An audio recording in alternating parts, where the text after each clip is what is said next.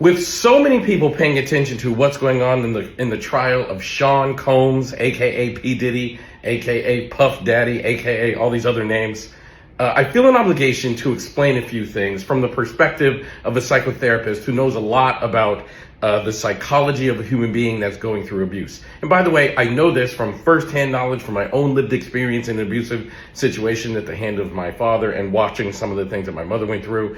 And I also know this as a trained psychotherapist who's been practicing for more than 20 years. I've written multiple books. I've traveled the world lecturing. Like, this is the area in which I have some expertise, and there's some things that people need to know. Now, I felt compelled to make this video because I made another video, really short video, where I said some common sense things about what's going on, and people went crazy. People in the comments, they defended Diddy, saying that if she was using him for money, she was using him for fame, she was using him for a music career, she participated in her own abuse, she deserved what she got. People said all these crazy things. And I want to say three things that I think everybody needs to know. The first thing is, even if all of that were true, none of it is relevant.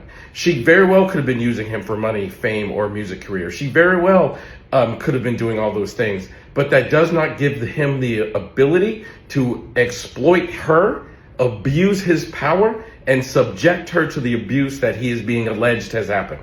Now, we think somehow that we can justify his behavior by saying she deserved it. I want to say this very, very clearly. No woman, regardless of conduct, deserves to be subjected to the kind of abuse that is in that indictment. I don't care if she was using him for money. I don't care if she was using him for power. I don't care if she was trying to get a music career. No woman, regardless of their conduct, deserves to be treated the way that is being alleged in this indictment. I cannot say that any more clearly. I think some of you get really confused, and somehow your brains make you think because you're a fan of Diddy's music and you're a fan of his persona that you actually know him. But what you actually know is the very well-crafted persona that his PR people have been cultivating for years to let you know the part of him that he wants you to know. The simple truth is there very well may have been a demon hiding behind all of that. We don't know. But I'll tell you who was behind those closed doors with him: Cassie and others. And we need to allow them the space to go through this legal process and finally have their voices heard.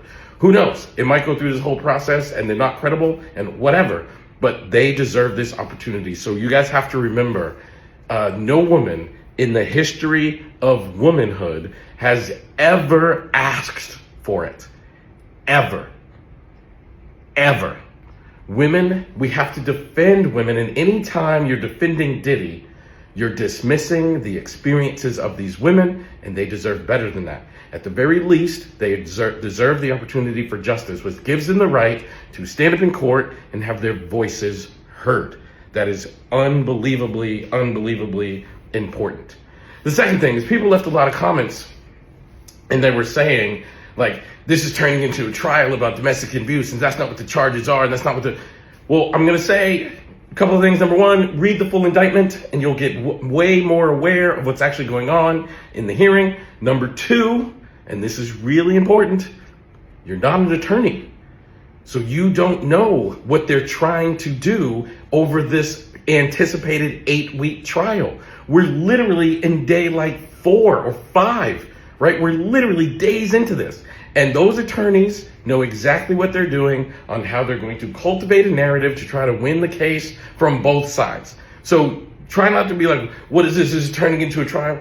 You're not an attorney. You have no idea how to build a prosecution and seek a conviction. And you also have no idea how to build a defense and shouldn't seek an acquittal. So I don't understand why people can't just keep their expertise, air quotes, or their non-expertise to themselves. Your opinion doesn't matter. You're not an attorney. You don't know how this works. So just be quiet, because everything you say is just making it worse for the people going through the process. So let us not put those people in that situation. And the last thing I want to say that I think everybody needs to remember is none of this is any of your business. Now, I completely understand these are public figures and their whole lives are for our entertainment. And for whatever reason, we want to see this kind of stuff. And by all means, enjoy the entertainment.